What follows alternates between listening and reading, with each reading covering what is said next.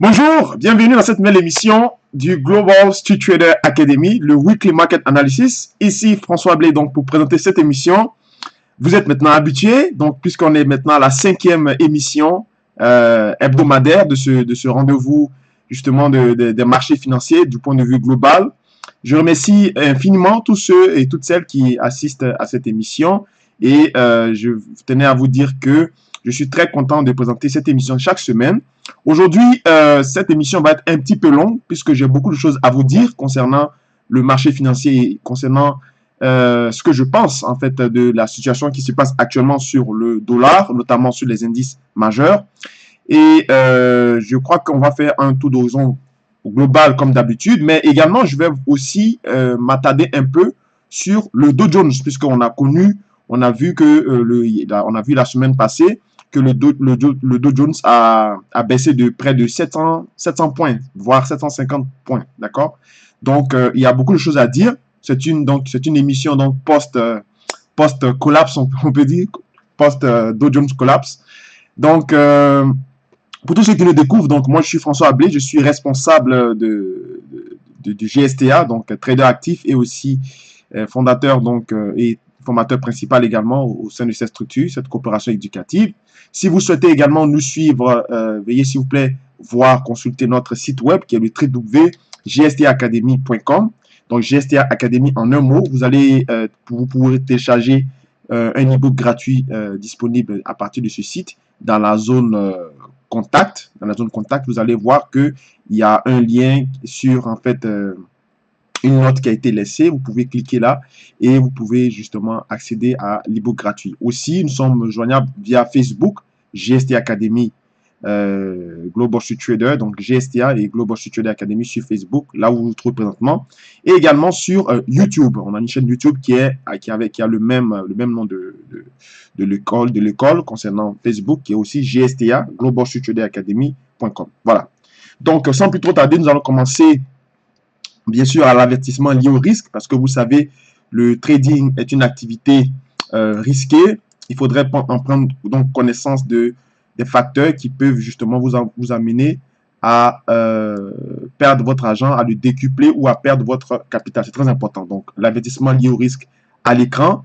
Et on va passer bien sûr à cette émission qui s'annonce vraiment importante parce que cette semaine, il y a beaucoup de choses à dire. Voilà. Donc, vous avez pris connaissance de l'avertissement. Donc, Weekly Market Analysis 5. Donc, c'est la 5e émission que l'on enregistre concernant ce programme. Cette semaine, bien sûr, ce qu'il y a à dire, c'est que on allons plus nous concentrer plus sur le dollar parce que c'est le dollar qui, en fait, nous intéresse cette semaine. Et il y a beaucoup de choses qui ont été dites, notamment sur cette baisse des indices. Je vais me prononcer là-dessus. Et également aussi, je vais vous donner mon point de vue concernant le dollar américain. Voilà. Donc, vous voyez donc le sommaire que vous êtes habitué à connaître, donc les actifs que je suivais habituellement. Donc, GBP USD au niveau du Forex, USD 4 euro dollar. L'indice, le Dow Jones, on a aussi le Nasdaq qu'on va voir, qui ont subi de grosses pertes, notamment le S&P également. On a aussi les matières premières, donc l'or, le cuivre, le pétrole et le gaz naturel. Et pour finir, comme d'habitude, le rebond et le T-note. Voilà, ce sont les actifs obligataires que je surveille. Bon, on va aller maintenant au calendrier de marché. Donc, cette semaine, nous avons bien sûr, on va dire, trois nouvelles fondamentales qui peuvent impacter le marché. Aujourd'hui, on a bien sûr l'annonce des taux d'intérêt, je crois, en Australie. Le mercredi, nous avons celui de la Nouvelle-Zélande. Et le jeudi, on a le Super Thursday. Donc, le 8 février, on a le Super Thursday avec la Banque d'Angleterre. Voilà. Il faut savoir que la Banque d'Angleterre n'avait pas augmenté ses taux depuis 10 ans. Elle a fait l'année passée, en novembre. Et cette semaine, je ne crois pas qu'il y ait une hausse des taux. En tout cas, on n'est pas supposé attendre une hausse des taux. Mais c'est pour vous dire que faites attention pour les traders de GBP USD. Donc, il va avoir une hausse des taux ou il peut ne pas avoir une hausse des taux. Mais en tout cas, on aura une annonce de politique monétaire au niveau de la Banque d'Angleterre. Ça, c'est le jeudi 8. Après, au niveau de l'Europe, on a aussi Mario Draghi qui sera écouté aujourd'hui à 11 heures, heure du Canada, 17 heures, heure européenne. C'est en fait sur le sujet des possibles effets pervers de cette hausse de taux d'intérêt et de cette hausse de l'euro, en fait, et ses conséquences sur le taux d'intérêt. Donc, ça c'est le sujet sur lequel Mario Draghi sera entendu devant le Parlement européen. Donc, ce sera purement un discours purement politique, voilà, politique et aussi économique. Au sujet également cette semaine aussi, on a bien sûr un rendez-vous très important qui est les accords impératifs entre les démocrates et les républicains sur le shutdown qui a eu lieu le mois passé. Et on a proposé un compromis, un moratoire afin d'étudier bien la question pour le jeudi 8 février. Je vous avais annoncé ça dans l'émission précédente. Donc, l'échéance arrive aujourd'hui, cette semaine, pardon, le jeudi 8 février. Donc, ils vont discuter, bien sûr, sur une possible relevée donc, du plafond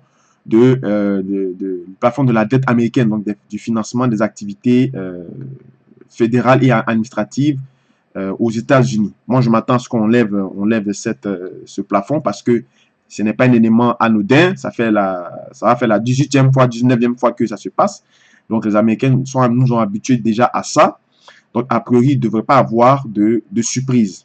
Et puis, bien sûr, pour terminer, au niveau du dollar, puisque c'est de ça qu'il s'agit, on a eu bien sûr la hausse, une hausse surprise, une croissance des salaires qui était attendue, la croissance des salaires cumulatifs. Donc, sur une échelle sur un trimestre donné, on a eu une croissance de salaire cumulative de 3% et c'était attendu à 2,2, 2,3.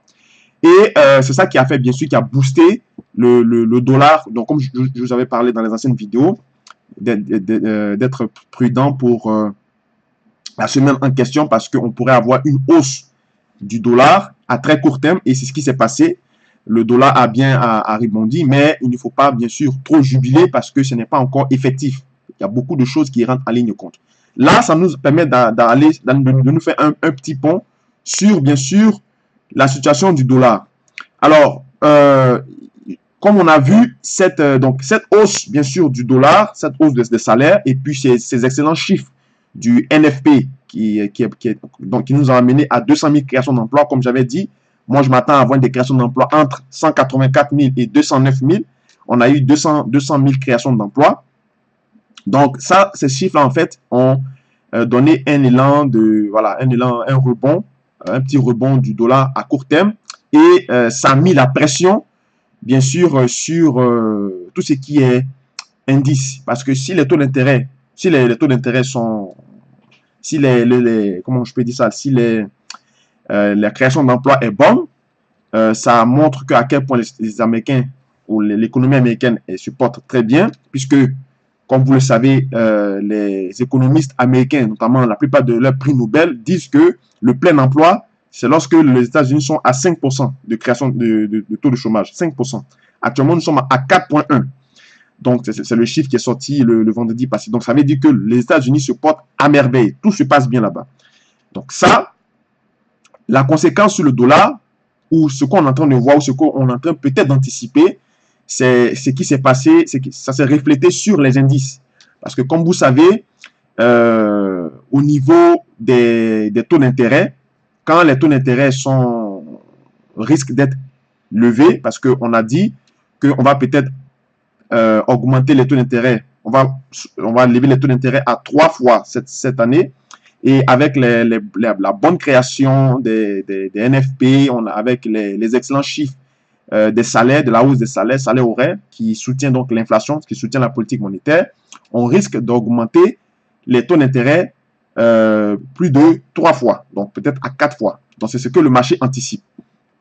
Donc, c'est ce qui aussi peut-être, on peut expliquer que c'est ce qui a peut-être causé une pression sur les indices. Parce que moi, personnellement, je ne crois pas que c'est seulement ça qui a causé une baisse sur les indices. Il peut y avoir beaucoup de facteurs qui expliquent cette baisse. Parce que j'ai vu beaucoup de commentaires et beaucoup d'analystes qui ont dit que oui, c'est à cause de la spéculation sur la possible hausse des taux d'intérêt qui a mis la pression sur les indices et qui a fait baisser justement le Dow et le S&P, le Dow de 3%, le Dow, oui, le Dow de 2,5% et puis le S&P de 3,5%, de 3% ou 3,5%. Bon, moi, bien évidemment, moi, je suis surpris. Hein, je suis surpris d'un tel raisonnement. Moi, je ne crois pas qu'il y ait, je ne crois pas que c'est seulement ce facteur qui a amené le dollar à chuter. Il y a d'autres choses encore, parce que c'est facile après coup de trouver toujours une explication d'une conséquence qui s'est passée. Mais pendant que ça se produisait, moi, personnellement, je suis surpris. Voilà, je suis surpris. Mais la plupart des analystes ne sont pas surpris. Bon, très bien. Ça, c'est à leur niveau. Et on a vu, bien sûr, que beaucoup de gens anticipaient déjà cette baisse des indices. Mais ce que moi, j'aimerais dire là-dessus, c'est que ne cherchez pas, en tant que trader particulier, bien sûr, ne cherchez pas à avoir raison. Ne cherchez pas à expliquer qu'est-ce qui s'est passé. Il faut chercher plutôt à savoir, OK, on prend acte de la baisse des indices. Maintenant, qu'est-ce qu'il faut faire? Okay? Qu'est-ce qu'il faut faire après? Comment se comporter après? Voilà. C'est comme ça que moi, je raisonne. Parce que des explications à un phénomène, il y en a beaucoup. Ça fait partie des scénarios. Mais dire qu'on le savait, c'est un peu prétentieux. Moi, personnellement, même si j'en parlais, vous vous souvenez, je suis déjà intervenu sur Vidéo Bourse. J'avais dit à Vidéo Bourse que quand on regarde le graphe du Dow, c'est difficile de vendre un tel marché parce qu'il n'y a pas de repère technique ou de repère chartiste où on peut également se mettre en vente sur une telle résistance ou bien un niveau clé. Il n'y a pas de repère parce que le graphe du Dow augmente, il a augmenté quasiment en pente linéaire, en ligne droite. Okay? Il n'y a pas de repère technique. Et c'est difficile également d'acheter un tel marché parce qu'on est en surachat. Donc, j'ai dit qu'on peut travailler à la hausse, mais il faut faire très attention. Il faut acheter, mais avec beaucoup de précautions. Et le vendredi, quand moi j'étais devant mon graphe, j'avais détecté un niveau clé qui était 26 200. 26 200, je travaillais avec un ami trader, on travaillait le dos et 26 200 n'avait jamais été brisé. Et on attendait justement qu'on clôture au-dessus de 26 200 pour pouvoir acheter le dos. Ça n'a jamais été fait. On a juste fait un plus haut, c'est-à-dire on est allé au-delà de 26 200, 26 210, 215, 220. Mais on est redescendu par la suite et après, nous, on a quitté la salle de marché parce qu'on a attendu le signal en vain. Et derrière nous, il y a eu, bien sûr, ce collapse-là. Et la plupart des analystes font croire qu'ils étaient au courant que ça allait se passer. Donc, bon, moi, je ne suis pas dans cette dynamique parce que, évidemment, moi, je suis surpris. Et si eux, ils le savaient, tant mieux. Et pour ceux aussi qui le savaient aussi, tant mieux pour vous. J'espère que vous en avez bien profité. Mais en tout cas, moi, je ne savais pas que le dos allait baisser. Donc, c'est pour ça que je ne me fie pas uniquement sur le fait que c'est la spéculation au niveau de la hausse possible des taux d'intérêt qui a mis la pression sur les indices. Ça peut être un facteur, un élément. N'oubliez pas aussi que le président Donald Trump doit être écouté concernant ces histoires d'espionnage au niveau d'infiltration au niveau des élections avec les Russes. Il doit être écouté là-dessus. Donc ça aussi, ces faits politiques de Washington aussi peuvent mettre la pression sur le dollar. Il y a beaucoup de facteurs. Hein. Pardon. Il y a beaucoup de facteurs. Donc ce n'est pas seulement le fait que, étant donné qu'il y a les principaux bailleurs de fonds dans les compagnies américaines, se voit justement le montant de leur dette à rembourser augmenter du fait que la Réserve fédérale table sur une anticipation de 4 hausses de taux au lieu de 3. Ça aussi, ça peut être un facteur parce que si, par exemple, moi, je vous ai emprunté de l'argent et que on était attendu sur un certain taux d'intérêt et que demain, on augmente le taux d'intérêt, c'est comme si je vais vous devoir plus d'argent.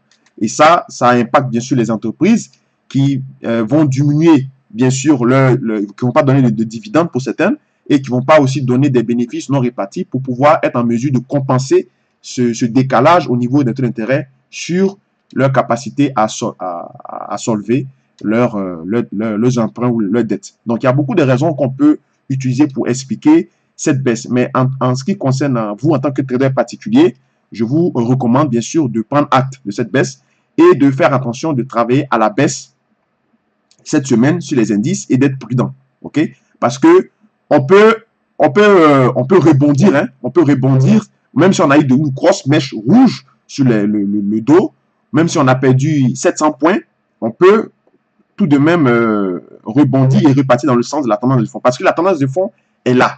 Okay? La tendance de fond est présente et ce n'est pas parce qu'on a baissé un coup, même si j'avais parlé de ça en août 2016, en août 2017, pardon, j'avais dit que, étant donné qu'on a une croissance abrupte sur les indices, sur le dos ou sur les indices majeurs américains, les baisses de ce genre de configuration ne se feront pas de façon progressive, de façon larvée. Ça se fera de façon brusque et violente. Et c'est ce qu'on a vu justement le vendredi, c'est ce qui s'est passé. Ça ne veut pas dire que je savais, c'était un scénario qui était plausible. Mais au moment où ce scénario est apparu, moi j'ignorais complètement qu'on ne pourra avoir ce scénario puisqu'on était bien sûr en train de faire encore des plus hauts. Et même malgré la baisse du jeudi et du mercredi, moi je m'attendais à ce que le dos clôture au-dessus de 26 200, mais ça n'a pas été le cas.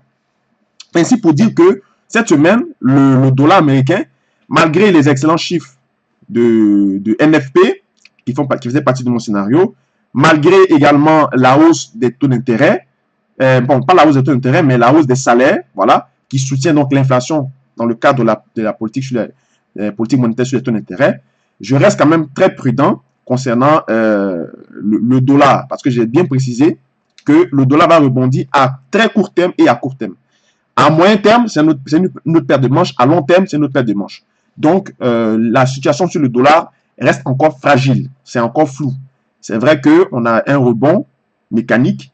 On a payé des supports, surtout sur l'indice du dollar de FXCM, qui est le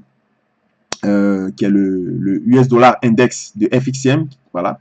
On a eu un rebond là-dessus et ça a été payé. Donc, ce sont les graphes que j'avais proposés, que j'avais étudiés. Mais je reste tout de même assez encore dubitatif sur vraiment un nouveau cycle haussier sur la valeur du dollar, sur l'indice du dollar. Donc, ça m'amène à vous montrer quelque chose. En fait, c'est le taux d'intérêt. Voilà, je vais vous montrer ça rapidement. C'est le taux de chômage, pardon, le taux de chômage aux États-Unis, parce que vous savez que aux États-Unis, les marchés économiques évoluent par cycle, comme dans tout marché. Et c'est la même chose aussi pour tout ce qui concerne les marchés financiers. Les marchés financiers aussi sont cycliques. L'économie est cyclique et les marchés financiers sont cycliques. Et quand vous regardez ce graphe ici, vous voyez ici que lorsque le taux de chômage baisse, ce sont des périodes où les États-Unis sont en croissance, en prospérité économique. Et lorsque on a des pics, quand le taux de chômage fait des pics ou le taux de chômage explose à la hausse, c'est les périodes de récession. Donc, on voit ici bien que entre 1985 et 1989, on était à un plus bas sur le taux de chômage qui était de 5%, donc on parlait de plein emploi. Après, il y a eu survenu le crack obligataire en 87, donc le fameux jeudi noir d'octobre 87. On a eu une explosion, bien sûr, du taux de chômage, d'accord? Et après, on est redescendu on a fait un pic en 90, 91, on a baissé jusqu'à 80, voilà, des années 94, 95, 99, avant le choc de la bulle technologique des dot-com en 99. On a refait un plus haut dans les années 2000 jusqu'à ce qu'on arrive à un taux de chômage de 6%. Après, on a rebaissé encore pour arriver jusqu'à 2006, 2007. Et puis, à 2008, on a eu, bien sûr, la crise des subprimes qui a commencé et on a eu une explosion du taux de chômage jusqu'à 10%. OK? Et après, depuis 10%, donc, à partir de 2011, 2012, quand Janet Yellen a succédé à Ben Bernanke, on a eu, bien sûr, une bonne politique de Mme Yellen qui a fait baisser drastiquement le taux de chômage qui est passé de 10% à 4% maintenant. Maintenant, on a 4%. C'est-à-dire qu'on est même supérieur au barème fixé concernant le plein emploi, puisque les économistes américains disent que, les prix Nobel, bien sûr, disent que quand l'économie américaine est à 5%, on considère comme si on est au plein emploi. Là, on est à 4%, d'accord? Donc là, ça veut dire quoi? Ça veut dire que on ne parlera que de récession ou de surchauffe si le taux de chômage remonte, Ça dit qu'on a touché les 4%, car on est à 4,1, on stagne, avec bien sûr les indices qui commencent à surchauffer, puisqu'on va voir bientôt sur le graphe, sur le RSI du Dow Jones et du Nasdaq, on est quand même le RSI donne à peu près 84% de zones de surachat ou de survente sur des périodes de 26, sur des périodes de 26 en journalier ou en mensuel, on va le voir tout à l'heure. Mais supposons que par exemple le taux de chômage remonte drastiquement et qu'on casse les anciens niveaux qui sont ici, les anciens niveaux ici de 2000, de plein emploi, de croissance de 2004, 2005, qui sont aux alentours de 6. Donc la sonnette d'alarme va arriver si le taux de chômage passe de 4% à 6%. C'est en ce moment-là qu'on parlera de récession, on parlera de crise financière. Sinon, pour le moment, je sais que c'est tentant de dire que c'est le début d'une bulle, le début d'un crack boursier, tout ce que vous voulez, mais restez prudent, ok? Parce que c'est ce que je vous ai dit. Ne cherchez pas à avoir raison, ne cherchez pas à expliquer tous les phénomènes qui se passent. C'est bien d'avoir une vue globale, une idée dans la tête concernant comment est-ce que les marchés fonctionnent, mais restez vraiment très factuel, ok? Moi, je ne parlerai que de récession ou bien de bulle qui a éclaté ou bien de crack lorsque le taux de chômage aura dépassé les 6%. Tant que le taux de chômage est en dessous de 6%, je ne parlerai pas de récession. Voilà, je ne parlerai pas de ça, je vous le dis d'avance. Voilà. Donc ça nous amène, bien sûr, à voir les différentes annonces qu'il va avoir donc cette semaine. Donc, comme je vous l'ai dit, cette semaine, on a eu, bien sûr, des excellents chiffres au niveau de la Chine. Donc, la Chine, bien sûr, qui est soutenue par son PMI manufacturier composite. Donc, ça, c'est bon pour, justement, la zone Asie-Pacifique. OK? Asie-Pacifique, c'est-à-dire Nouvelle-Zélande, Australie et Chine, ils sont bien soutenus là-bas par les fondamentaux économiques grâce à la Chine. Donc, ça aurait un impact, bien sûr, sur les matières premières qui sont utilisées dans ces espaces, notamment l'or et le cuivre. Après ça, on a, bien sûr, cette semaine, à part les discours de Banque centrale, les annonces de taux d'intérêt du niveau de l'Australie, de la Nouvelle-Zélande et de l'Angleterre. On n'a pas vraiment. Et puis, on a aussi le ISM manufacturier, donc qui est ici, composite, et la balance commerciale, ainsi que les ventes de détail. Donc, cette semaine, au niveau de l'Australie et de la zone Asie-Pacifique, au niveau de la politique monétaire, ça va être un peu agité là-bas parce qu'ils ont beaucoup d'annonces qui affectent directement leur monnaie, notamment la balance commerciale, les ventes au détail, qui sont un chiffre, qui sont un indicateur économique précurseur qui annonce bien sûr la santé de l'économie pour le trimestre à venir. Vous avez aussi l'annonce des taux d'intérêt qui sera à 22h30, heure du Canada, bien sûr. Je ne sais pas ça fait quelle heure du côté de l'Europe, mais c'est à 22h30. Et comme on le voit ici, le précédent est à 1,5% et la prévision est à 1,5%. Donc, a priori, il ne devrait pas avoir de surprise. Voilà. Au niveau du Canada, on a la balance commerciale qui est très, très, très importante à suivre, surtout pour le cadre. Ça, c'est le mardi. On a aussi les commandes manufacturières dans le cadre de la production industrielle en Allemagne. Donc, ça peut impacter aussi l'euro. Après ça, on a également le taux de chômage trimestriel glissant, le taux de chômage saisonnier, ce qu'on appelle le chômage structurel, d'accord? Non, le chômage frictionnel, pardon, le chômage frictionnel, c'est-à-dire le chômage saisonnier, le taux de chômage saisonnier, c'est-à-dire pour mesurer en fait les effets des saisons sur le taux de chômage. Ça se passe au niveau de l'Australie encore. Donc l'Australie est très... Il y a beaucoup de fondamentaux dessus cette semaine. Au niveau également du mercredi, vous avez la production industrielle en Allemagne. Voilà. Donc, ça va dans la même lignée que ce chiffre-là qui sont les commandes manufacturières. Donc, attention à ceux qui traitent le DAX et l'euro. On a aussi les permis de construire qui sont au Canada. Ça aussi, ce sont des chiffres qui vont bien sûr dans la même lignée que les indicateurs précurseurs. Tout ce qui est permis de construire, tout ce qui est les données sur les logements, ce sont des indicateurs qui sont très suivis au Canada et qui permettent de voir ou d'avoir une opinion sur le trimestre en question à venir. On a bien sûr l'annonce des taux d'intérêt au niveau de la Nouvelle-Zélande qui est ici. Voilà. Après, on a les chiffres en Chine. Comme vous le voyez, il y a les chiffres en Chine, mais qui sont soutenus déjà, comme j'ai dit tout à l'heure, avec le PMI manufacturier composite. Donc, donc c'est à peu près ça. On a souvent les balances commerciales dans la plupart des grands pays, notamment le Canada, l'Australie, l'Allemagne, la publication des taux directeurs en Angleterre, qui est le Super Thursday. Ça, c'est ici à 7 h du matin, heure du Canada, en France ou en Europe, je ne sais pas. Mais vous avez justement la publication à 7 h. Donc, a priori, comme je l'ai dit, la Banque d'Angleterre n'est pas attendue à augmenter son taux d'intérêt, puisqu'elle a déjà fait pour la première fois depuis 10 ans en novembre passé, 2017. Donc, cette semaine, a priori, il ne devait pas avoir de surprise. Mais faites quand même attention si vous êtes sur ce marché aujourd'hui là. Voilà. Ensuite, on a l'indice des prix à la consommation et l'indice des prix à la production au niveau de la Chine. Donc, le PPI.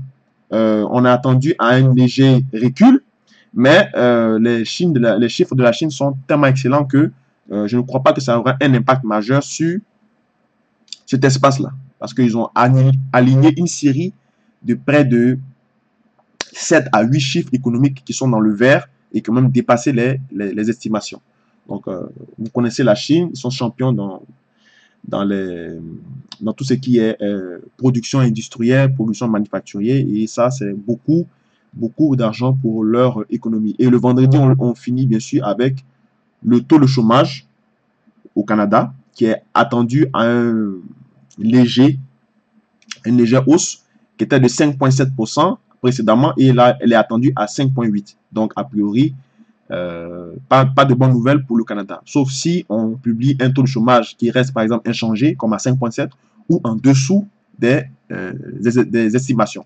Pour finir, donc, cette semaine, ce dimanche, donc, autre que le dimanche, le jeudi 8 février, concernant l'annonce, la rencontre entre les démocrates et les républicains au niveau de la levée possible du plafond et du financement des activités fédérales américaines. Ce dimanche, le 11 février, vous avez aussi une rencontre entre la coalition au niveau de l'Allemagne, au niveau de Mme Merkel et de Martin Schulz pour ce gouvernement d'union pour favoriser justement ce climat économique et de stabilité dans la zone euro. Donc ça aura un soutien bien sûr majeur sur l'euro que vous tradez tous, notamment l'euro-dollar et aussi le DAX. Voilà.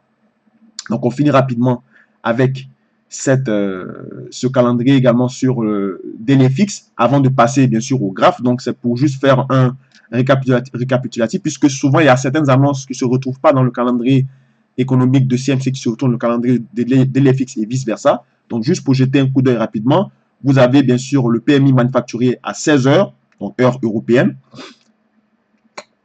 Vous avez le discours de Mario Draghi au niveau du Parlement à Strasbourg, donc discours politique et économique, comme je l'ai dit, sur les effets pervers de la croissance fulgurante de l'euro et quels sont les possibles impacts sur les taux d'intérêt en Europe, concernant également leur politique monétaire et la politique du taper. Donc, ils vont discuter de ça. Et puis, donc, voilà, donc, de façon générale, vous avez la balance commerciale, le taux de chômage en Nouvelle-Zélande, après la balance commerciale également au niveau du Japon, la production industrielle en Allemagne, et puis voilà, donc c'est pas mal tout ça qu'on vient de voir. Donc jusque-là, il n'y a pas de surprise. Voilà. Donc maintenant, on va passer bien sûr au graphe pour voir bien sûr qu'est-ce que ça donne graphiquement sur le plan technique. Voilà. Attendez. Voilà. Donc on commence par GBP USD. Voilà, donc je vais déplacer mon écran pour que vous voyez bien. Voilà, donc comme vous le savez, chaque dimanche, je trace bien sûr mes configurations techniques que j'évoque les lundis matin lorsque j'enregistre cette émission. Donc ça ici, c'est sur le GBP USD. On va retourner bien sûr en données mensuel, puisqu'on a eu une clôture mensuelle, on est passé du mois de janvier à février. Donc, regardez un peu, si je zoome devant vous, la nouvelle clôture. Donc là, vous avez vu, le mois de janvier, on a clôturé dans le vert. Donc, ici, c'est un bleu parce que, bon, c'est le code couleur de FXCM. Lorsque le marché monte, c'est en bleu. Lorsque le marché descend, c'est en rouge. Donc, ici, on a clôturé dans le vert au niveau du GBP USD. On est arrivé, on a fait un plus haut au niveau de la zone bleue que j'avais assurée ici, qui est une zone un peu difficile à travailler. Donc, je vous avais exhorté à la prudence dans cette zone. Le marché est venu justement dans cette zone. Il a consolidé et on a clôturé aux alentours des 1,41 880. Donc, 1,41 880, ça c'est la clôture mensuelle du mois de janvier. Donc, a priori, ce mois-ci, tant qu'on va rester en dessous de 1,41 880, pour moi, le GBP-USD est baissier. Voilà. Donc, c'est pour ça que j'ai tracé la ligne bleue ciel ici. Et on voit que le marché a fait un petit plus haut et on est en train de consolider. Donc, la consolidation ici de GBP-USD, ça nous amène en fait dans le même sens qu'on avait vu la semaine passée, parce que si le marché consolide, il peut faire un pullback ici, aux alentours des 1,38 850, comme vous le voyez là, 1,38 850 ou 1,38, on va dire 1,38 670. S'il vient taper la ligne orange, il fait un pullback, ça serait une excellente opportunité de payer le GBP USD. Surtout que on a bien sûr le super first day ce jeudi. Donc, a priori, s'il n'y a pas de surprise, c'est-à-dire que si les taux d'intérêt sont restés à 0,5%, ou alors on augmente les taux, a priori, le GBP USD va monter. Donc, si vous êtes devant ce graphe et que le marché fait un pullback avant que l'annonce avant que l'annonce se fasse, vous pouvez rentrer en position. Moi, c'est ce que j'ai l'intention de faire, pour rentrer en position sur le GBP USD, pour attendre le pullback, pour payer sur la ligne orange, afin de répartir dans le sens de la tendance. Donc, le fait que le dollar soit un peu rebondi techniquement, ça soutient en fait le GBP USD du point de vue technique et fondamental, parce que quand le dollar monte, toutes les paires qui sont cotées en dollars sont mises sous pression. C'est le cas également avec le GBP USD. Maintenant, est-ce que ça va durer jusqu'à jeudi, quand on va avoir l'annonce du GBP, pour que le GBP puisse partir dans le sens de sa tendance de fond? Je ne sais pas. Ce n'est pas moi qui décide, c'est le marché qui a toujours raison qui décide. Donc, ça, c'est une stratégie envisageable. Donc, comme vous le remarquez ici en intraday en 1 heure, j'avais dessiné, bien sûr, la semaine passée, on avait dessiné ce biseau ascendant dont la sortie était généralement haussière. J'avais dit que tant qu'on ne sortait pas du canal, on était baissier. On est sorti du canal, donc on a fait une impulsion haussière. On a dessiné également un biseau également ascendant, ou un canal ascendant aussi. Ça dépend de ce que vous voyez ou de comment vous l'interprétez. Mais dans tous les cas, on a une sortie qui est baissière. Et c'est ce qui s'est passé. On a une sortie qui est généralement baissière qui s'est faite. Donc, a priori, le meilleur point d'entrée serait de laisser à ce que le marché puisse continuer jusqu'à la ligne orange, afin de le repayer dans le sens justement de l'annonce du GBP USD concernant la politique monétaire.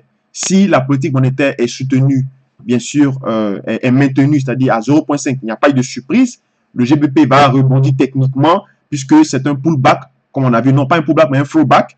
Mais si, par exemple, également, on a une annonce surprise de hausse de taux d'intérêt, là, maintenant, on va avoir une accélération vraiment du GBP USD. Donc, cette figure, elle n'est plus d'actualité, je peux la supprimer. Voilà, je les laisse pour que vous voyez un peu l'évolution des différentes graphes semaine après semaine quand je fais mes émissions. Donc là, on voit que le mouvement est vraiment baissier. On peut voir également l'objectif théorique pour voir la distance entre, voilà, pour voir un peu l'objectif théorique, pour voir s'il a été atteint ou bien il peut être encore atteint. Donc là, on a 92.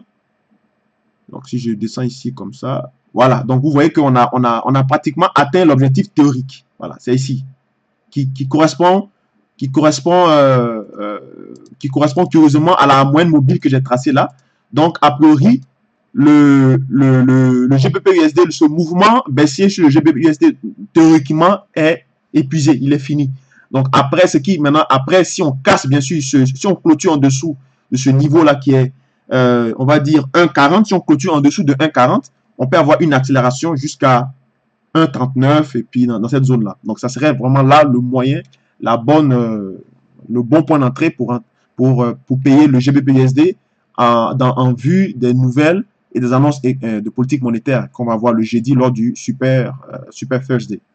Donc, cette ligne rouge est encore d'actualité parce que c'est le saison plus haut depuis l'année de 2018. J'avais tracé le dimanche passé, vous vous souvenez, et là, je l'ai laissé comme ça parce que le marché n'a pas pu faire un plus haut pour dépasser cette zone-là. Donc, on a échoué, et donc c'est normal que le marché puisse aller vers le bas. Voilà. Ensuite, USD4. Donc, USD4, je m'en vais, bien sûr, comme d'habitude, en mensuel. Donc, en mensuel, comme vous le voyez, le mois de janvier est fini dans la baisse. On a clôturé ici. Et j'ai tracé donc la ligne mensuelle de clôture. Donc, vous êtes habitué maintenant, qui est à 1,2310. Le marché a rebondi sur son support, son oblique en vert que j'ai tracé ici, puisque quand on regarde, on voit bien que la tendance de fond est haussière, même si on a un biais baissier, puisqu'on a clôturé en mensuel dans le rouge, pardon. Et le marché de l'USD4 qui est soutenu justement par les faits fondamentaux concernant le NAFTA, parce que récemment, il y a eu la ministre des Affaires étrangères du Canada vers les États-Unis, qui s'appelle Madame Chrystia Freeland. Elle a réitéré ses propos de baisser le ton au niveau des négociations, puisque M. Trudeau, donc M. Justin Trudeau, dans la vidéo précédente, j'avais parlé de Pierre Trudeau. Pierre Trudeau, père son âme, c'est son père, qui est décédé malheureusement, donc le fils, donc Justin Trudeau, qui est l'actuel Premier ministre, avait justement menacé le président Donald Trump de sortir de l'accord de libre-échange, donc du NAFTA. Et ça va mettre la pression, bien sûr, sur le dollar canadien. Et la ministre des Affaires étrangères du Premier ministre Justin Trudeau est sortie en calmant un peu la situation, en disant que monsieur Donald Trump est quelqu'un de sérieux, de réfléchi, et que nous croyons à un compromis au niveau des États-Unis et du Canada sur cet accord, et nous sommes engagés à trouver une solution définitive pour avoir un partenariat de win-win, qu'elle a dit. Donc, partenariat gagnant-gagnant. Donc, ça a justement apaisé, ça donne un apaisement sur le cadre. Et on a eu aussi, bien sûr, la forte croissance, le rebond technique du taux du dollar, le rebond à court terme. Donc, c'est ce qui a fait que le dollar, l'USD4, a rebondi, bien sûr, sur son oblique en vert que j'ai dessiné ici, qui part depuis 2014. Donc, on a rebondi ici, on a clôturé et le marché est en train de rebondir. Donc, tant qu'on est au-dessus de 23 110, vous connaissez la réponse, on est haussier. Mais attention, parce qu'on a une zone ici, la zone archerée en orange.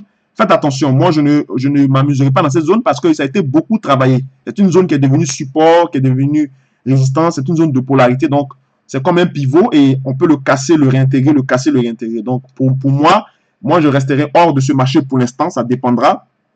Mais on a rebondi ici et le vrai signal va être, bien sûr, quand on va, bien sûr, sortir de cette zone en assurant en orange. Là, on peut justement aller chercher cet espace vide ici en blanc où on pourrait payer l'USD4 et se positionner. Mais ceux qui se sont positionnés ici sur la ligne verte, bravo, c'était très bien vu. Et on va le voir, bien sûr, en H1.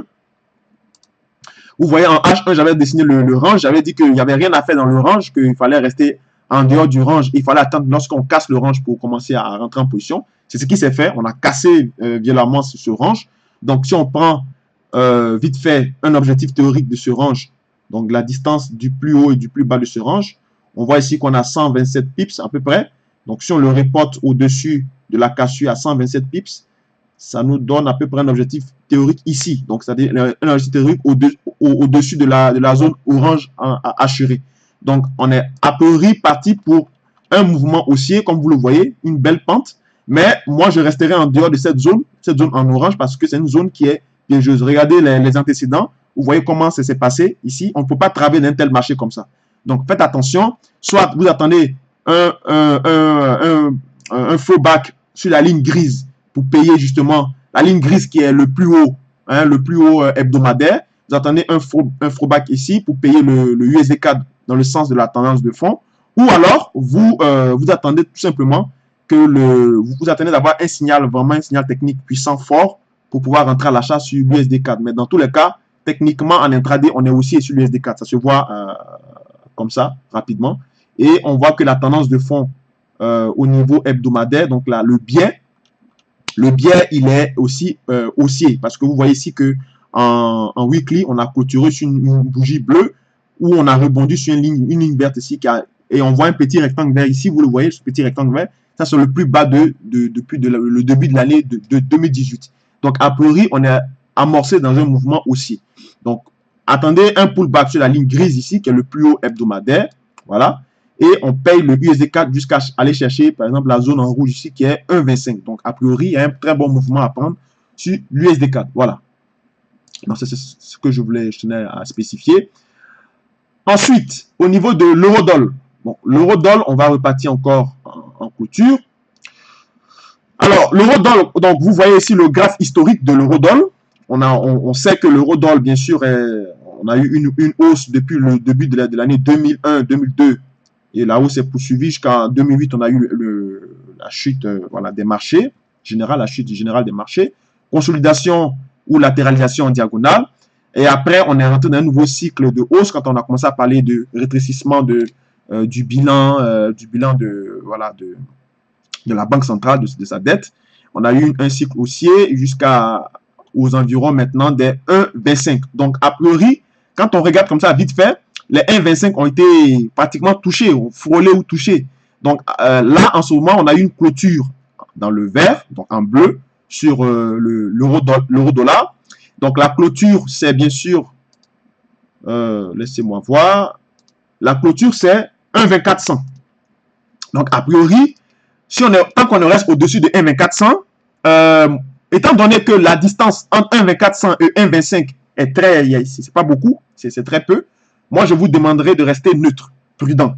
Parce que, mais si on retourne en dessous de cette clôture, là, oui, on peut se mettre à shorter l'euro-dollar, en dépit, bien sûr, de la bonne santé. Si le dollar rebondit à très court terme, ou bien à moyen terme, ça va mettre, bien sûr, la pression sur le dollar, parce que vous savez que le dollar est corrélé mécaniquement avec l'euro. Quand le dollar est en forme, l'euro est moins bon et vice-versa. Donc, si à court terme ou à très court terme, le dollar rebondit et le dollar reprend du poil de la bête, on va voir bien sûr l'euro-dollar poursuivre un mouvement baissier jusqu'à 1,22 par exemple, ok, ou bien 1,21, parce que c'est là-bas qui constitue, donc cette zone ici, je vais mettre ici, donc cette zone-là, c'est la zone qui constitue bien sûr le point technique de rebond pour que le dollar puisse repartir dans le sens de la tendance de fond, d'accord?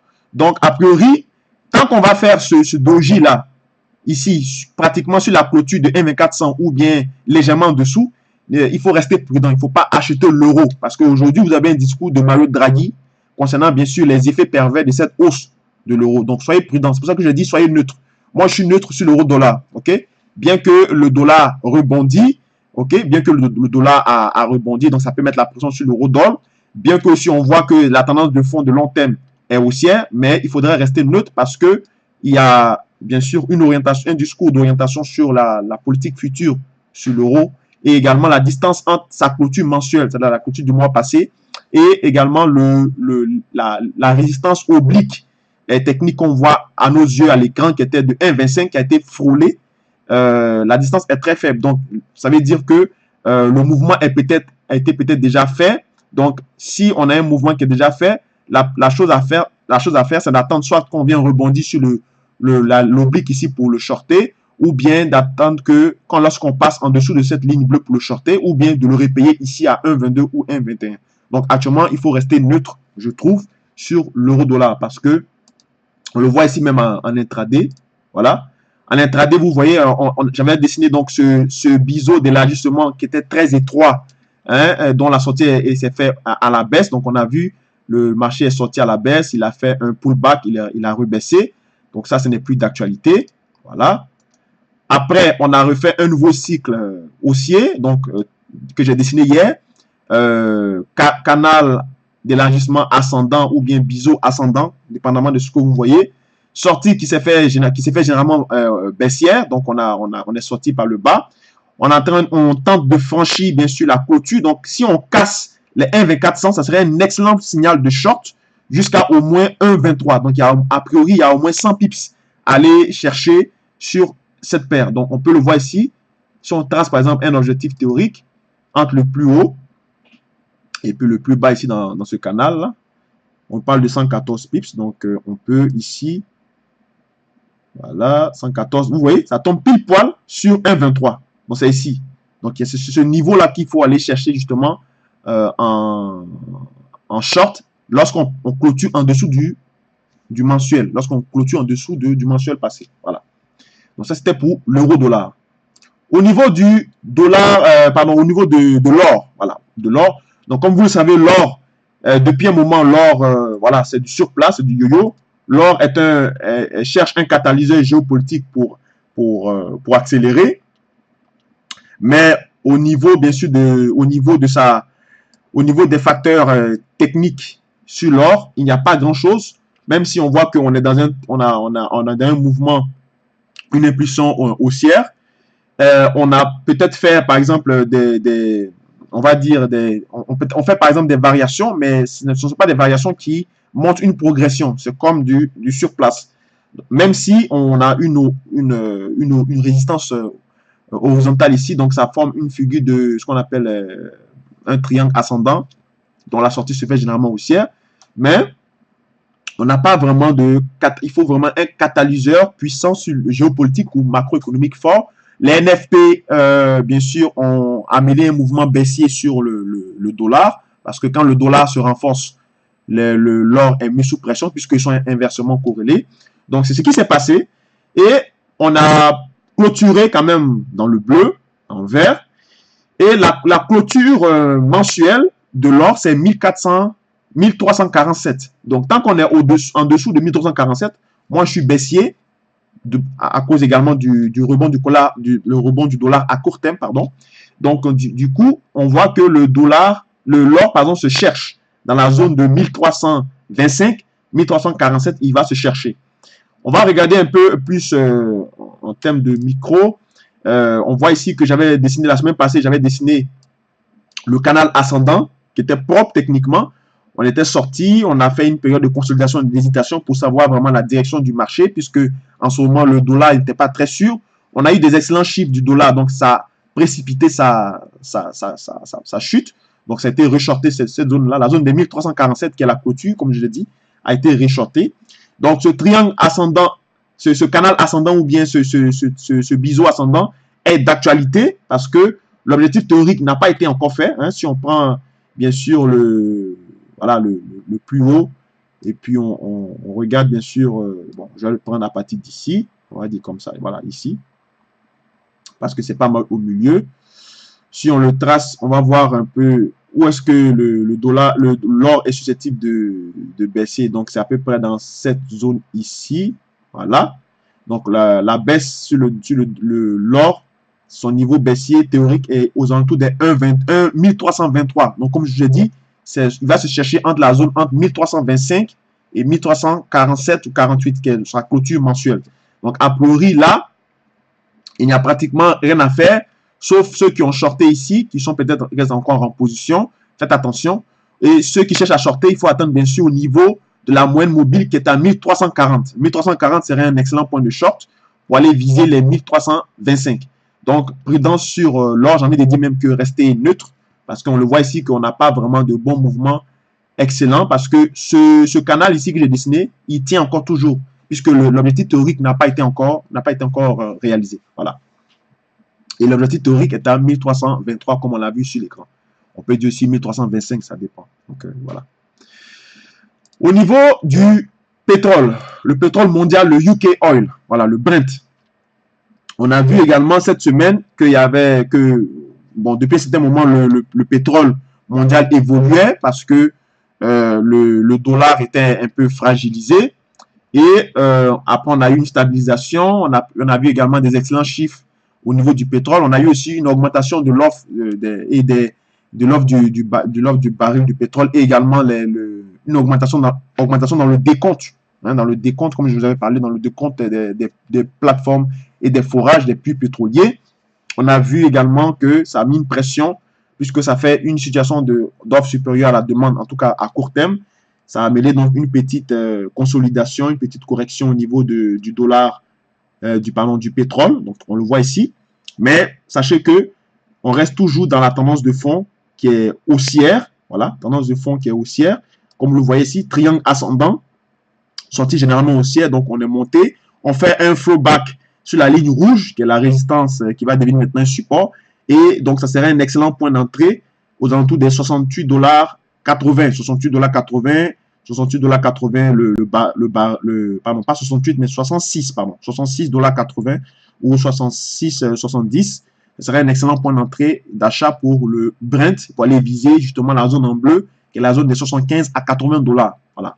Donc, pour le moment, on a en intraday, on a une petite consolidation, voilà, une petite correction baissière, mais la tendance de fond reste toujours haussière sur le long terme. Et tant aussi longtemps que les fondamentaux qui sont actuellement d'actualité subsistent, on aura bien sûr une très bonne une hausse possible du coût du baril du pétrole. Comme vous le voyez ici, j'ai dessiné un biseau ascendant. Ça peut être aussi vu comme un biseau de rétrécissement, puisque si on prolonge, hein, attendez, je vais déplacer ma caméra pour que vous puissiez voir l'idée dont je parle, dont j'évoque. Donc, si, par exemple, on prolonge ce graphe, par exemple jusqu'ici, et on prolonge également ça jusque là, vous voyez qu'on parle de biseau de rétrécissement. Vous voyez? Donc, ça se rétrécit. Donc, biseau de rétrécissement, sortie généralement haussière, donc par le haut. Donc là, a priori, les niveaux à payer, ce serait vraiment les niveaux à payer. Donc, vous voyez qu'on là, on est en train de rebondir. Voilà, si je vous montre bien. Donc, vous voyez que là, on est en train de rebondir. Ce niveau de 67,50, donc 67,50, 66, 60, 66, 80, comme on a dit, c'est des niveaux qui tiennent pour payer le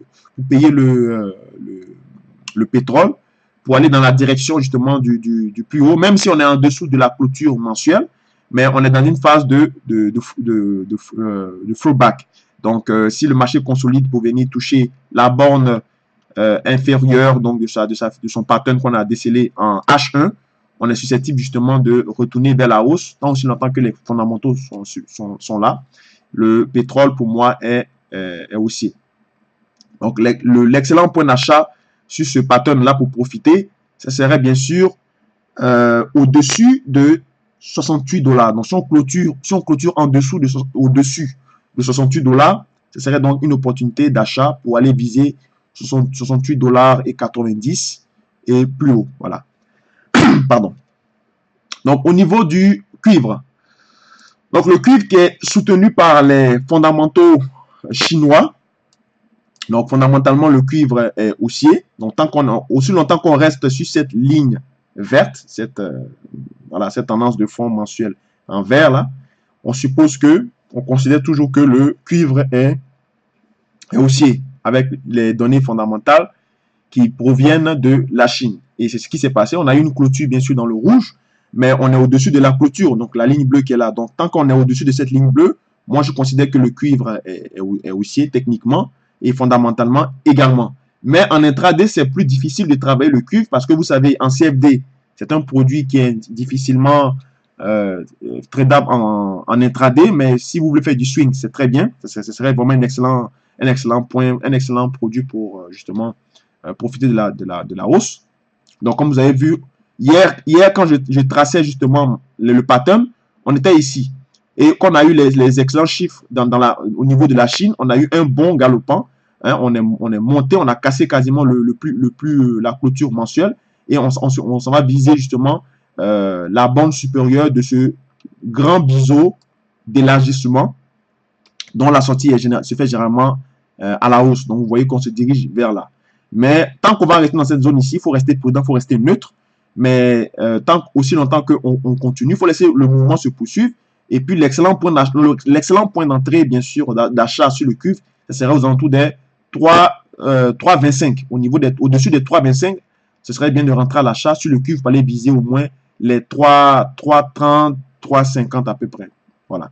Au-dessus de 3,25 pour aller viser 3,35 et 3,40. Voilà. Donc, pour le moment, on est dans un mouvement, dans un momentum haussier sur le cuivre. Même si c'est difficile de transiger cette figure-là, techniquement, il faut attendre bien sûr les retracements pour les payer, parce que c'est soutenu fondamentalement par les chiffres de la Chine, et aussi de voir que les biseaux d'élargissement, on les sortit généralement haussières. Les biseaux descendants d'élargissement. Voilà. Mais elles sont extrêmement difficiles à faire. Au niveau du gaz naturel, pour finir donc la partie FXCM, donc au niveau du gaz naturel, le gaz naturel, bien sûr, en hiver, on est soutenu fondamentalement. On a eu bien sûr les décomptes au niveau des plateformes de forage, parce que vous savez que le pétrole a les mêmes propriétés au niveau, que ce soit au niveau géopolitique ou au niveau des matières premières, la même propriété avec le gaz naturel. On a clôturé bien sûr en dessous. On a clôturé en doji, je vais juste le mettre ici. Donc là, on voit bien là que la clôture s'est faite sur un doji. Je vais changer le chiffre, donc on va dire 2000. Voilà, donc la clôture c'est donc 2,9450, $2,94. Donc on a clôturé bien sûr en dessous. Vous avez vu qu'on a une grosse mèche ici, qu'on a cassé le biseau, mais on n'a pas validé puisqu'on n'a pas cassé le mouvement au-dessus. Comprenez? On n'a pas validé donc cette cassure. Et on a réintégré ce triangle symétrique. Voilà, ce triangle symétrique ici, dont voilà, le mouvement qui précédait dans ce triangle symétrique est un mouvement haussier. Et on voit qu'on est en train de casser les plus bas et puis revenir retravailler les plus bas. On avait vu la semaine passée qu'en intraday, on était baissier sur vous vous rappelez, avec le triangle descendant, on était baissier. Et a priori, c'est ce mouvement qui continue parce que les fondamentaux, même s'ils sont soutenus, mais du point de vue à court terme, à court et à moyen terme, on n'a pas de très bonnes nouvelles sur le gaz naturel, le pétrole, avec le nouveau décompte, avec l'offre qui excède justement la demande. Donc ça met une pression à court terme sur le gaz naturel. Et on se dirige vers les plus bas du début de l'année. Donc si on repart en intraday, voilà, vous voyez qu'on a le biseau, le triangle descendant qu'on avait dessiné la séance passée. On a cassé justement ce biseau, ce triangle, pardon. Donc lui n'est plus d'actualité. On a eu une violente cassure. Hein. Vous voyez comment le mouvement s'est fait de façon très erratique. Et on est en train maintenant de converger dans une espèce de triangle, ou pardon, pas de triangle, mais de canal ou bien de biseau descendant. Voilà. Et aussi longtemps qu'on reste dans ce couloir, le gaz naturel en intraday est baissier. Voilà. Sauf si on ressort par le haut et qu'on fait des plus hauts, notamment un plus haut hebdomadaire et un plus haut mensuel. Là, on peut parler maintenant de tendance haussière ou de momentum haussier sur le gaz naturel. Mais tant qu'il reste à l'intérieur de ce couloir, on est baissier. Voilà.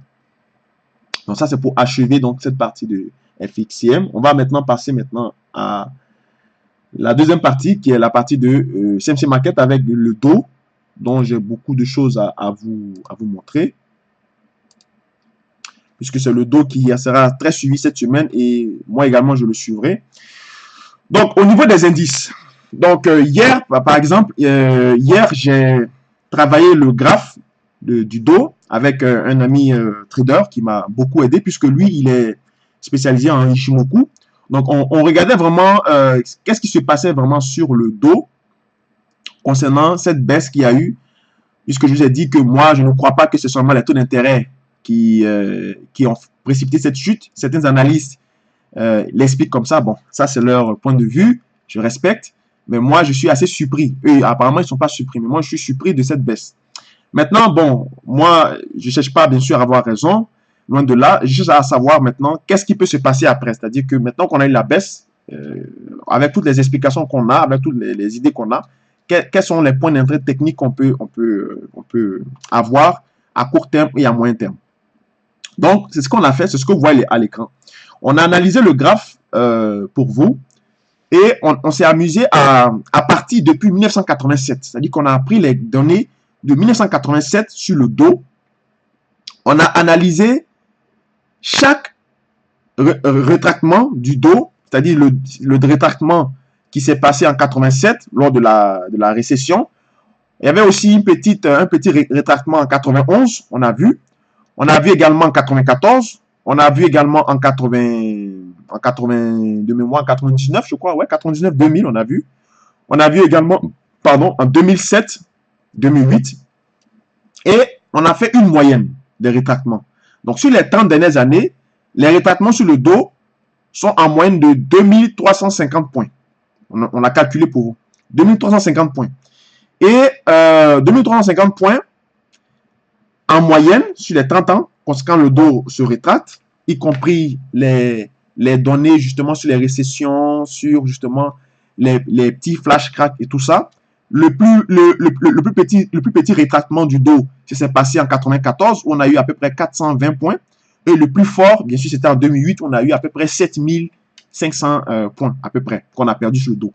Donc, c'est ça que vous voyez ici à l'écran. L'analyse empirique historique ici que vous voyez à l'écran de 2350 points. Or, le vendredi, on a déjà fait 750 points de baisse.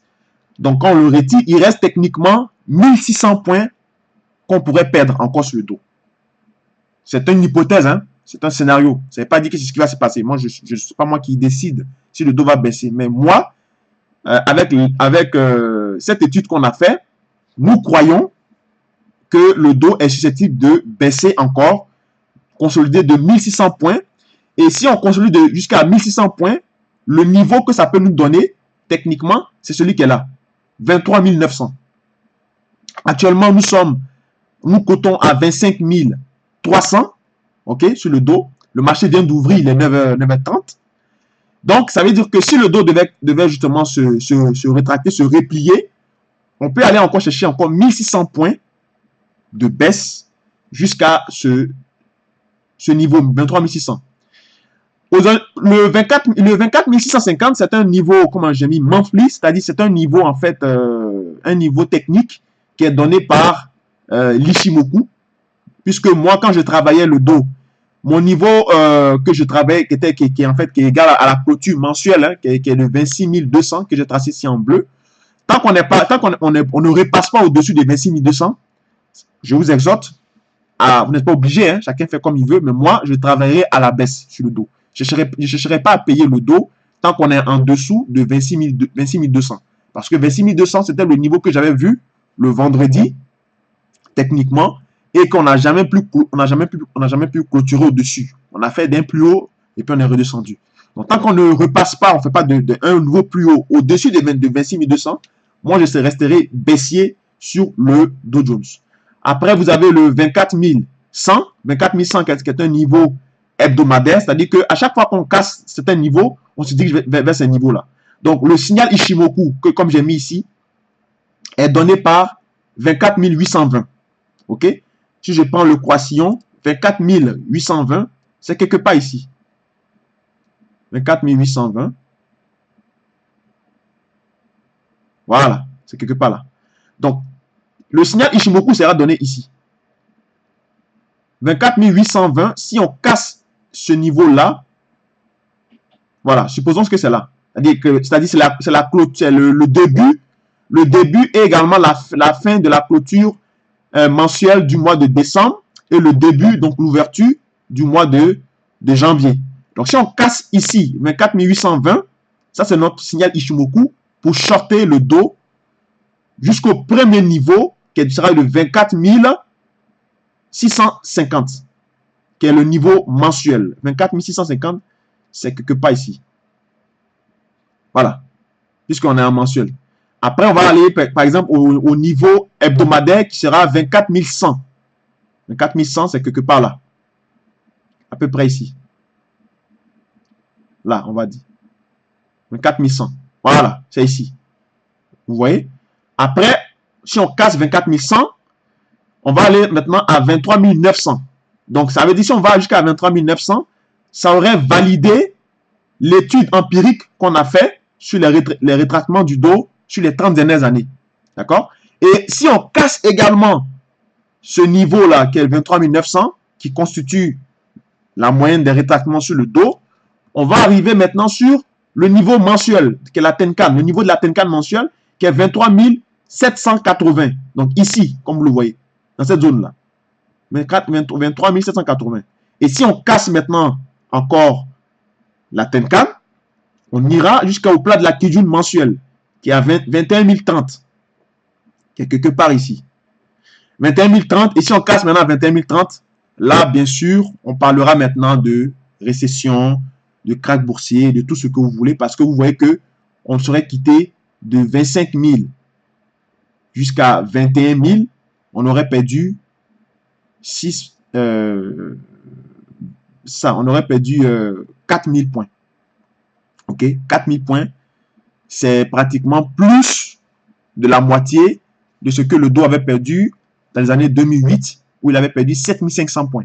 Ok, donc là, oui, on pourrait parler maintenant de rétractement.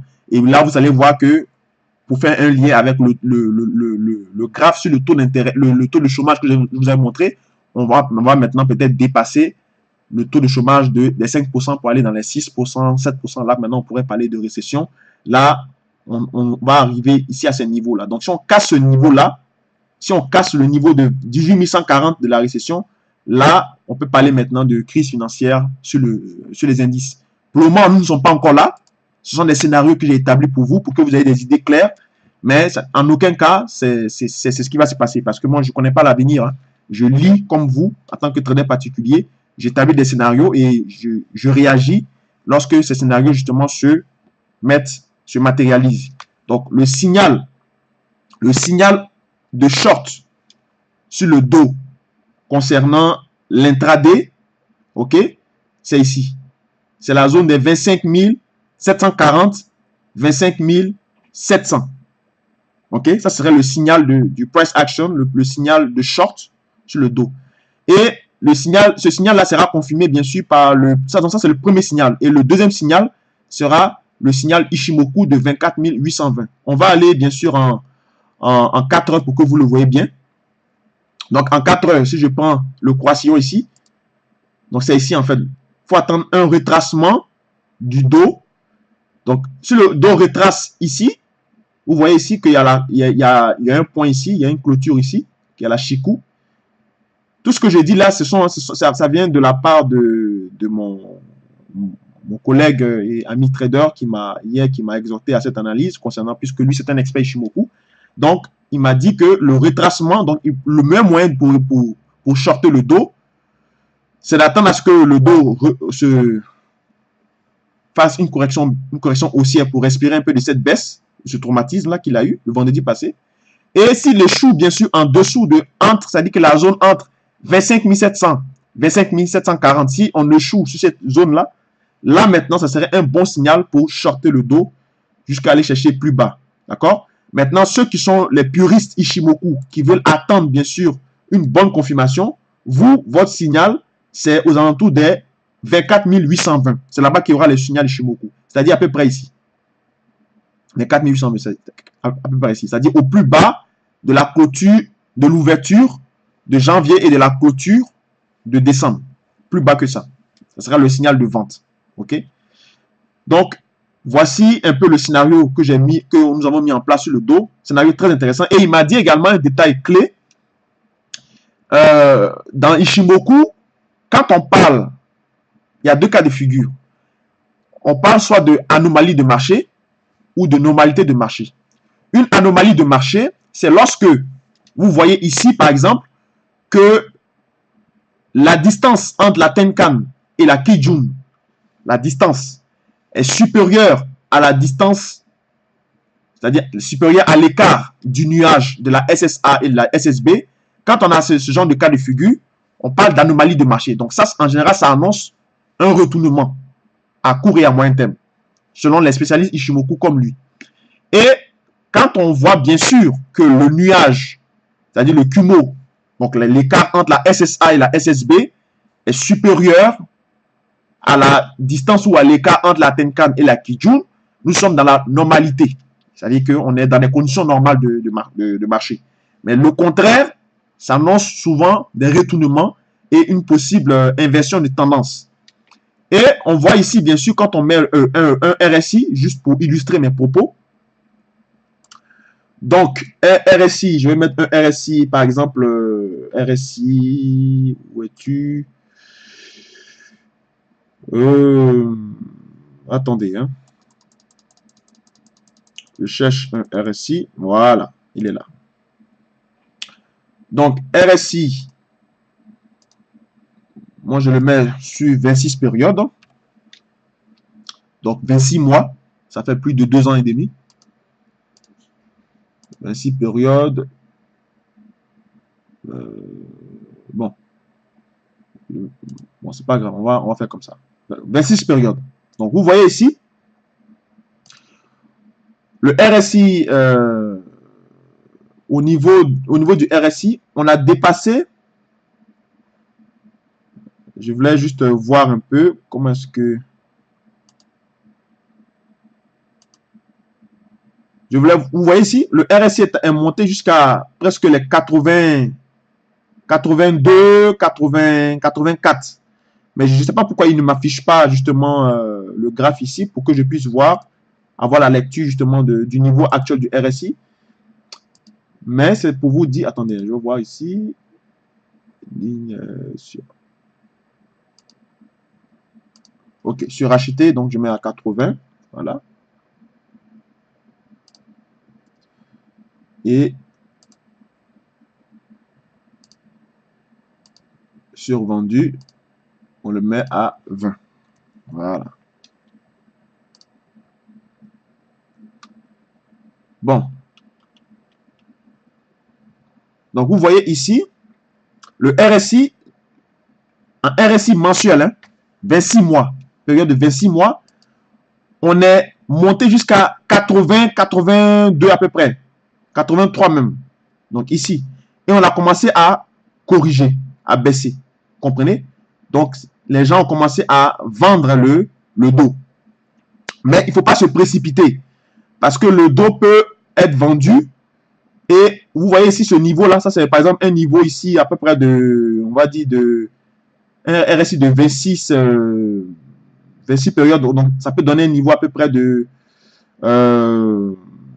70, 75 à peu près. Ou bien même 69, 68. Donc, le RSI du dos peut venir ici et puis prendre appui sur ce point-là. Sur ce point ici que j'ai tracé, vous voyez, c'est un niveau chartiste pour repartir dans le sens de la tendance. Donc, il ne faut pas se précipiter à vendre tout de suite le dos. Il faut attendre bien sûr les signaux techniques dont je vous ai parlé ici. Vous voyez, le signal technique que je vous ai parlé, c'est ça qui va nous donner en fait la possibilité de savoir quand est-ce que ce sera le moment vraiment de vendre le dos en intraday. Certains sont rentrés, certains traders qui sont connus sur la toile, notamment Rodolphe Stéphane, sont rentrés bien au-delà. Donc, ça, c'est excellent.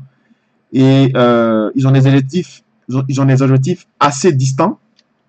Mais moi, mon signal, bien sûr, j'attends qu'on échoue dans la zone des 25 740, 25 700 pour shorter le dos. Et je vais shorter le dos avec un lot régulier, un lot correct. Et puis, quand on aura maintenant, c'est-à-dire que si je shorte là, ça veut dire que c'est comme si j'ai un double signal, puisqu'on sera en dessous. 25 740, 25 700 est en dessous du signal Ishimoku qui est 24 820. Vous comprenez? Donc, ça veut dire que on aura un double signal ici, puisque pour atteindre 25 740 ou 25 700, il faut dépasser 24 000. Ça va se faire en dessous. C'est-à-dire que 25 740 est supérieur à 24 820. Donc, ça veut dire que c'est un double signal. Vous comprenez? Donc, si, pour entrer justement à la baisse sur le dos, il faut attendre bien sûr que soit on peut shorter à ce niveau, et puis après renforcer au double signal de 24 880 qui est matérialisé sur l'écran ici. 24 820, c'est ici. Qui correspond, voilà, à peu près là. Voilà. Donc, qui correspond à la clôture mensuelle du mois de décembre et à l'ouverture mensuelle du mois de janvier. OK? Et on sait que le mois de janvier a été un mois excellent pour les indices. Vous voyez ici la grosse bougie verte. Donc, si on casse ce niveau-là, des records qu'on a déjà fait, le dos risque de s'effondrer. Mais pour le moment, nous ne sommes pas encore là. Donc, il faut rester, bien sûr, prudent, voire dubitatif. Il faut simplement travailler en intraday Et en intraday, il faut travailler plus dans le sens de la baisse plutôt que dans le sens de la hausse. Donc, si je mets en H4 ici, voilà. Donc,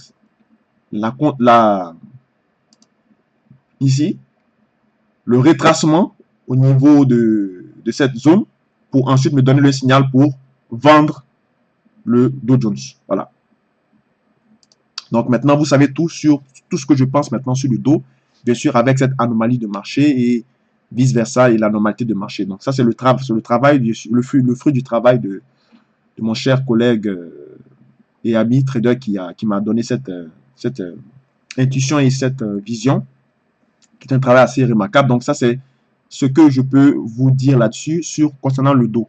Et c'est la même opinion que j'ai sur également le Nasdaq, puisque c'est deux indices qui sont corrélés. C'est le même cas de figure. Donc, il faut attendre. Lui, je ne l'ai pas analysé justement avec Ishimoku, mais c'est le même modèle. Hein. C'est le même modèle.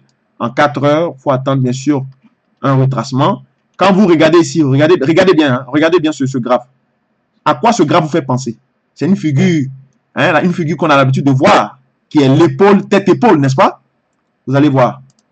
L'épaule, tête-épaule en H4, très significatif sur le Nasdaq. Donc ici, donc première épaule, la tête, deuxième épaule. Vous voyez comment c'est impeccable. Donc épaule, tête, épaule sur le Nasdaq, cassure violente du niveau mensuel de 6930, donc niveau mensuel de janvier, grosse baisse, ligne de coup brisée, ici, la ligne de coup a été brisée. Donc, a priori, à court terme, à moyen terme, non, disons à très court terme et à court terme,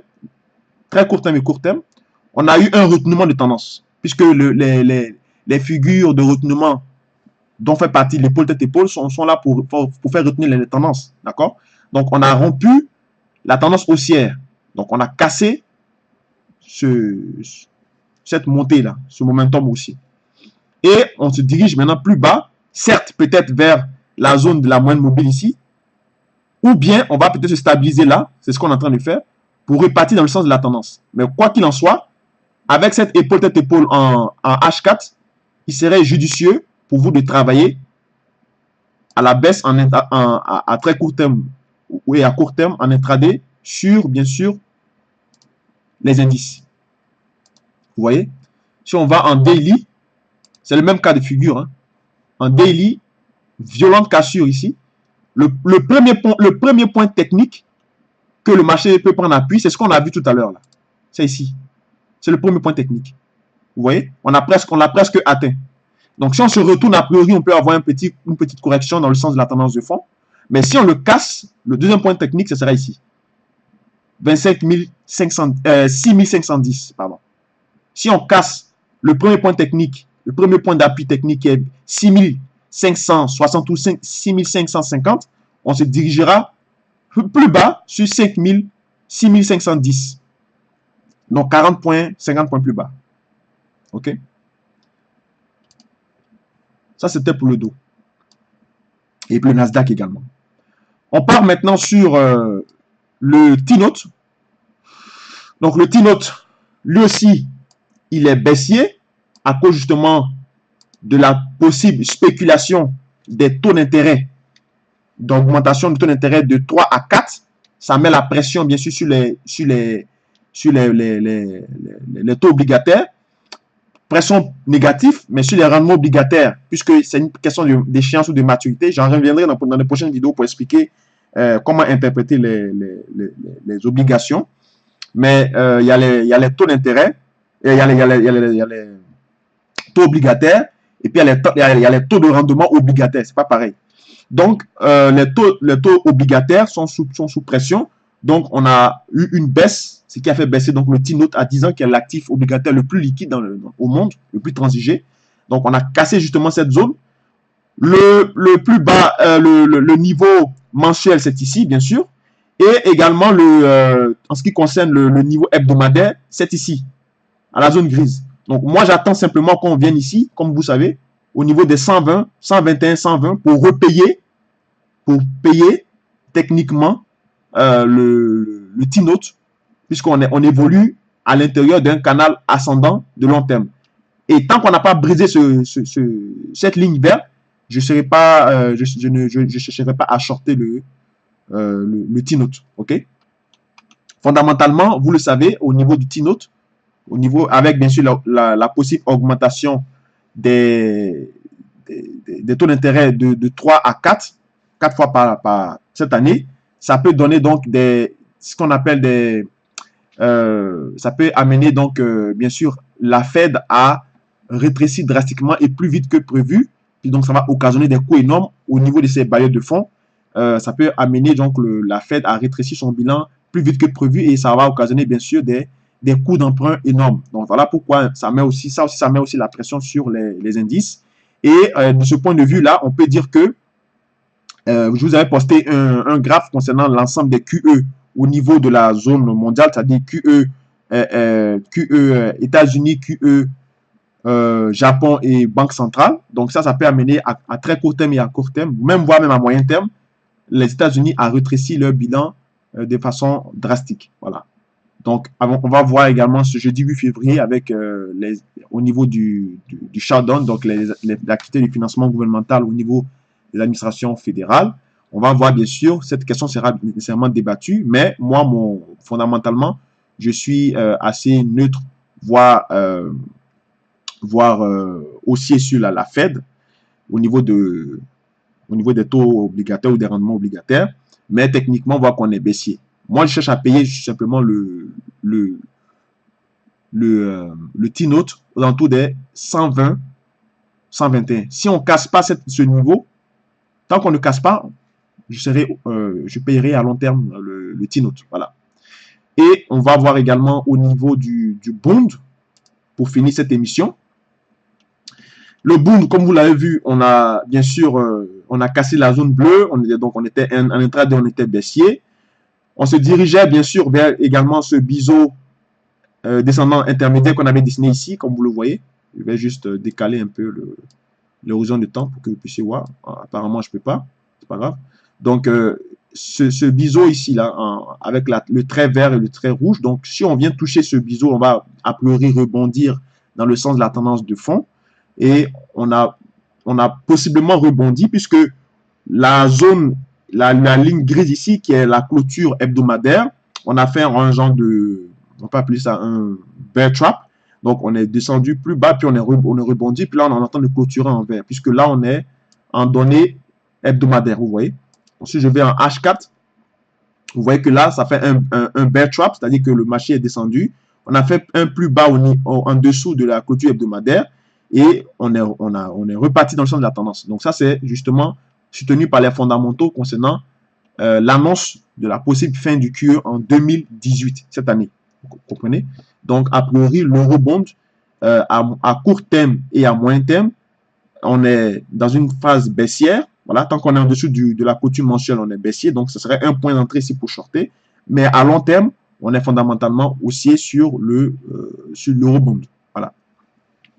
Donc, ainsi s'achève donc cette émission qui a été très longue. On a fait pratiquement 1h30 ensemble.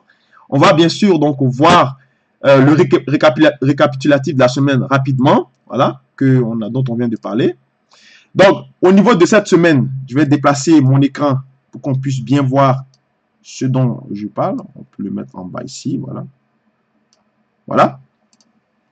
Donc, le niveau du Forex, fondamentalement, GBP-USD, fondamentalement, on est baissier, puisque a priori, si par exemple il n'y a pas vraiment de politique d'ajustement de taux d'intérêt, puisqu'on a vu que le taux d'intérêt sera de 0,5 précédent et le 0,5 attendu, donc a priori il ne devrait pas avoir de changement. Donc s'il n'y a pas de changement, on va voir le mouvement baissier jusqu'à la ligne orange, vous vous souvenez, qui est en fait le throwback de la tendance de fond pour repartir vraiment vers la tendance de fond haussière, avec bien sûr le dollar qui rebondit à très court terme, donc c'est soutenu par ça. Donc techniquement, à court terme, en intraday, on est baissier, fondamentalement baissier pour le moment. Et technique à long terme, on part pour un swing aussi. Voilà. USDK, fondamentalement, on est neutre. Voilà. Même si on a cassé, on a rompu le rectangle orange qu'on avait dessiné. Il faut rester prudent, voire haussier, puisqu'on a vu également qu'il y a des possibles points d'achat pour payer l'USD4, en dépit également de l'actualité fondamentale, non seulement les chiffres économiques sur le Canada et également sur le NAFTA. Et à court terme, techniquement, en intraday, on est haussier, on l'a vu. À long terme, on est neutre à cause de la zone assurée en bleu et en orange que je vous ai montré sur le graphe. Au niveau de l'euro-dollar, fondamentalement neutre, il faut rester aussi en dehors parce que la distance, parce qu'on a un discours aujourd'hui, et puis la distance entre la clôture mensuelle qui est 1,2400 et la clôture et l'oblique de long terme, l'oblique historique baissier de l'euro-dollar qui est à 1,25, qu'on avait vu en rouge. On est très proche de cette zone, donc a priori, on peut faire que des dojis. Mais si on repasse en dessous de 1,2400, là, on a vu à l'écran qu'en intraday, on peut shorter jusqu'à 1,23 pile, qui est en fait, on peut aller chercher 100 pips avec ça. Donc, à court terme, technique court terme, on est neutre, voire haussier. Et long terme, on est aussi neutre, parce qu'on peut aller se positionner dans le centre de la tendance et puis aller plus haut. Donc, le Dow Jones, on est neutre, il faut rester prudent. Techniquement, à court terme, on est baissier, on a vu. Techniquement, à long terme, on est neutre. Le Nasdaq, c'est pareil, même constat. On a vu une épaule, tête-épaule. Les matières premières, fondamentalement neutres. Il n'y a pas de catalyseur ou de géopolitique pour catalyser le marché. Techniquement, à court terme, on est neutre, voire baissier. Voilà. Et à long terme, on est haussier. Le pétrole, c'est pareil. Fondamentalement neutre. Techniquement, à court terme, on est baissier tant qu'on évolue dans le couloir. Et à long terme, on est toujours soutenu justement par une éventuelle rencontre entre les producteurs ou les pays, l'OPEP et les pays membres de l'OPEP et les pays non membres de l'OPEP pour constituer justement un accord ou bien un compromis sur la production et la stabilisation du prix mondial du baril mondial du pétrole. Voilà. Au niveau du cuivre, c'est pareil. Donc, la Chine soutient ça. Fondamentalement aussi, court terme, neutre, techniquement, long terme, neutre. On a vu qu'on a évolué dans un biseau d'élargissement, biseau descendant d'élargissement, sorti généralement haussier, certes, mais il faut rester assez prudent. Gaz naturel, fondamentalement haussier. Techniquement baissier, techniquement à court terme, on est baissier. On a vu qu'on n'a pas validé la cassure donc, du triangle symétrique qu'on a vu. Et donc, tant qu'on va rentrer en dessous du triangle, on va consolider jusqu'à ce qu'on puisse trouver un bon point d'entrée pour pouvoir aller plus haut. Lorsque les fondamentaux sur les matières premières, notamment le pétrole, les fondamentaux qui soutiennent les matières premières sur le pétrole sont les mêmes sur le gaz naturel, puisqu'ils ont les mêmes propriétés. Et techniquement, à long terme, c'est neutre. L'eurobond, fondamentalement baissier. Techniquement, à court terme, c'est baissier. Je me suis trompé. Petite, pardonnez-moi, petite boulette. Donc ici, je voulais dire baissier, puisqu'on est en rouge, j'ai mis court terme, désolé. Techniquement, à long terme, on est neutre sur le rebond. Et le T-Note également à 10 ans, fondamentalement haussier. Voilà. Et en technique court terme baissier, puisqu'on a vu un H4, on a cassé le niveau, la zone bleue que je vous avais dessinée. Et à long terme, on est neutre techniquement. Voilà. Donc, ainsi s'achève donc cette émission. Merci d'avoir suivi encore cette émission. C'était un plaisir pour moi de la présenter. C'était une émission qui était assez longue. Tous ceux qui vont suivre cette émission tout le temps, je vous en remercie infiniment. Ça confirme l'intérêt que vous avez de suivre cette émission. Et puis, n'hésitez pas à visiter notre site web qui est le www.gstacademy.com. Voilà. Abonnez-vous à notre newsletter pour recevoir votre e-book. Ou aussi, vous pouvez la télécharger à partir de la zone dans l'espace contact sur le texte qui a été écrit. Vous cliquez sur le texte. Ça vous a envoyé un lien que vous pouvez télécharger automatiquement votre e-book. Abonnez-vous à notre chaîne. GSTA, Global Strategy Academy, sur Facebook et sur YouTube. Et puis, likez-la, partagez-la pour booster les audiences. Et laissez vos commentaires dessus de cette vidéo. Ça me ferait un plaisir de vous répondre. Merci encore d'avoir suivi cette émission et passez une très belle journée, très beau début de semaine. Et puis, on se dit à mercredi pour un live scalping. Au revoir.